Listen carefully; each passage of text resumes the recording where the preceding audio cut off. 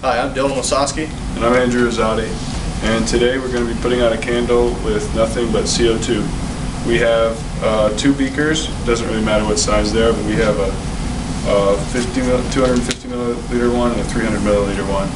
And a watch glass to help keep the CO2 in one, and then we're going to use our hand for the other one. A graduated cylinder, baking soda, and vinegar, white vinegar, two common household products. So in each of these beakers we have baking soda, which is sodium bicarbonate, and then we pour the acetic acid, which is the vinegar, and you'll see the bubbling occurring, and that's CO2 being produced. And the CO2 is actually heavier than the atmospheric or the ambient air, so it actually stays into the beaker. And whenever you tilt the beaker over top of a candle, the CO2 falls out of the beaker, and because it is non-flammable, it will burn the candle out.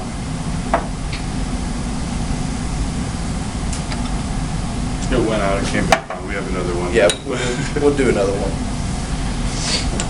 And that happens because, again, the CO2 is heavier than the air, and it suffocates the flame and it pushes all the O2 away, because flames need oxygen to burn.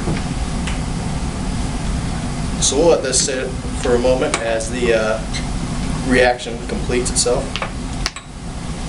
If you take a look at the board, here's the chemical equation for the reaction that's happening. We have the vinegar, the acetic acid, the baking soda, which is sodium bicarbonate, and it yields an acetic ion and a sodium ion, and they actually react together to form another product. Then water is also formed, H2O, and the CO2, which is the product that's used to take out the candle. And these were all found on chemistry.about.com and bakingsodavinegar.com, which is a real website, if you guys were wondering.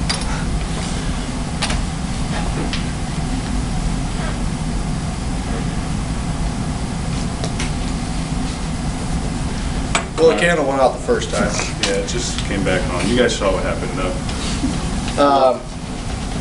So in everyday life, CO2 is also used to carbonate beverages.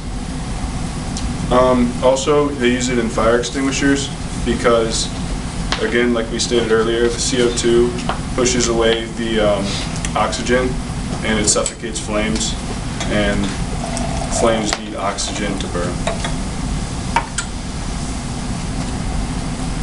Another thing that CO2 is used for on a daily basis is to preserve foods, and by doing that you have to freeze CO2, and CO2 freezes at negative 108 degrees Fahrenheit, as stated on pubchem.com, and when it freezes it turns into a solid, and the reason why they call it dry ice is because when it melts back into gas, there's no liquid that forms.